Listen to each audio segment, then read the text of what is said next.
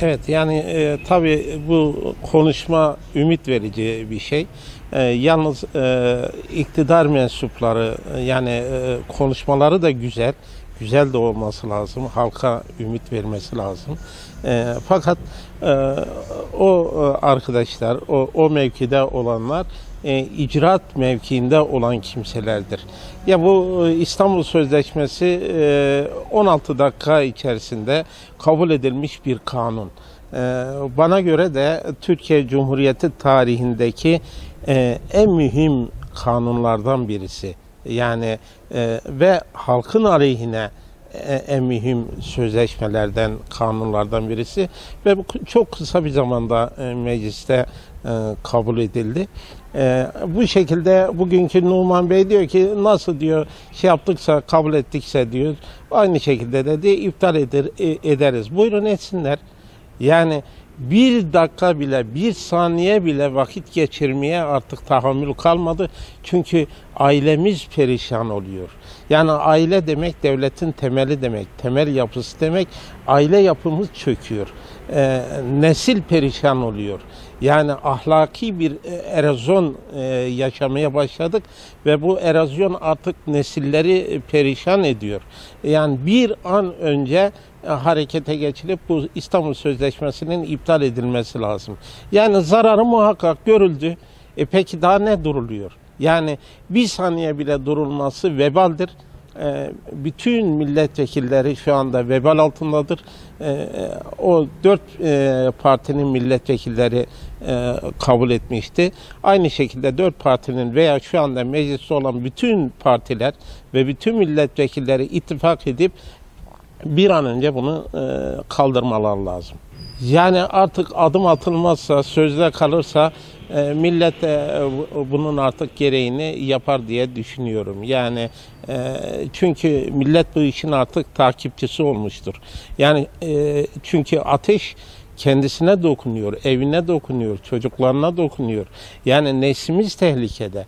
Efendim eşcinsellik yani ahlaksızlık ahlak olmaya başlamış durumda. Yani bu çok ters bir şey. Yani bizim ahlaki değerlerimize ters. Yani o kimseler İstanbul Sözleşmesi ile koruma altına alınan o kimseler aslında tedavi edilmeleri gerek. Yani onlara tıbbi noktadan, psikolojik noktadan tedavi desteği verilmesi lazım. Yani onlar tedaviye muhtaç insanlar. Yani baş tacı etmek şöyle dursun, ön plana çıkarmak şöyle dursun. Yani onlarla ciddi manada, tıbbi manada ilgilenilmesi lazım ve bu sözleşmenin bir an önce kaldırılması lazım. Elbette yani işin ucu oraya dayanıyor. Yani şimdi mesela polis niye var? Kötülüğü alt etmek için, kötü kişilere karşı masum insanları korumak için var. Yani şimdi bir kötülüğün önündeki bentleri kaldırdığın zaman bu sefer iyilik zarar görür. Yani şimdi bu İstanbul Sözleşmesi kötü fiillerin önünü açmıştır. Ve o önünü açtığı zaman bu sefer ne yapıyor? İyilik zarar görüyor. Yani cemiyetteki iyi insanlar, iffetli insanlar, terbiyeli insanlar, ahlaklı insanlar zarar görüyor. Yani bu insanın fıtratına ters olan, zıt olan, aykırı olan bir fiil. Ve zaten Allah-u Azimüşşan da bunu kesin bir şekilde yasaklamış.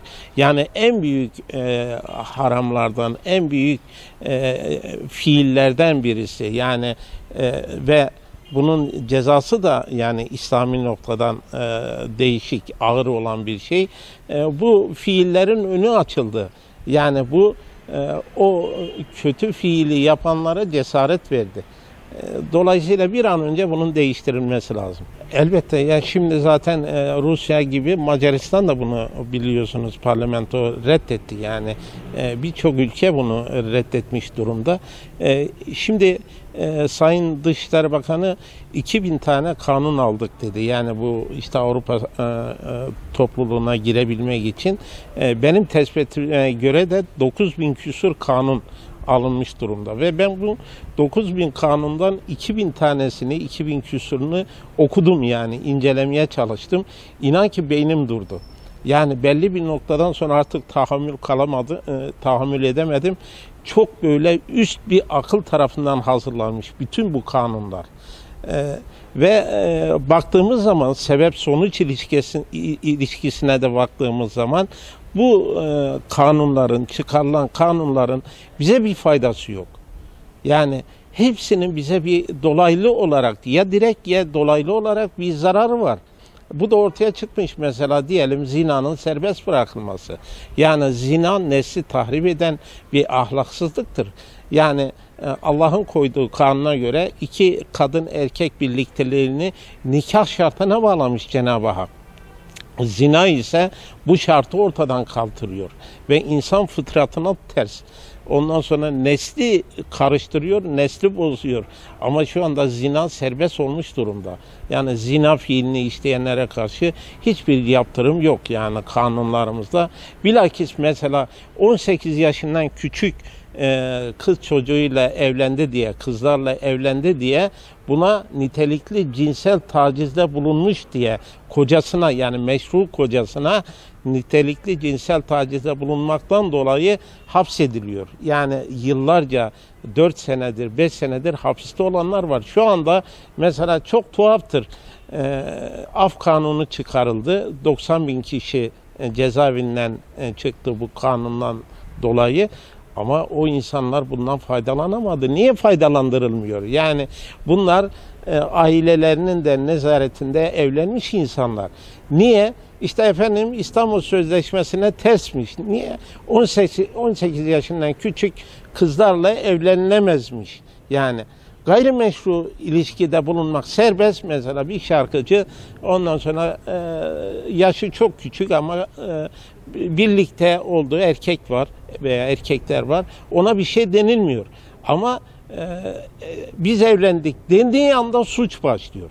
Yani bu garip bir şeydir. Yani ülkemiz adına da çok garip bir şeydir ve bu garabetin bir anında giderilmesi lazım. Hapisteki o insanlara da yazık. Onların dışarıda çoluk çocuğu var, hanımları var, ailesi var. Bir an önce yani madem bir röportaj yapıyoruz, yeri gelmişken Sayın Cumhurbaşkanı'na, sayın ilgililere seslenmek istiyorum. Acilen yapılacak ufak bir değişiklikle o insanlar ve 28 Şubat mağdurları serbest bırakılması lazım. Yani 28 sene cezaevinde yatan insan var. Yani 28 Şubat mağduru olarak cezaevinde yatan insan var. Sebebi ne? Efendim işte evinde Kur'an kursu tertiplemiş, çocuklara Kur'an öğretmiş. O zamanki idare ki bazı partileri kapattı, şunu yaptılar, bunu yaptılar vesaire. O insanların nezdinde suç. Aslında suç değil bu. Yani bu gibi mağduriyetlerin de giderilmesi lazım. Bir an önce yapılması lazım.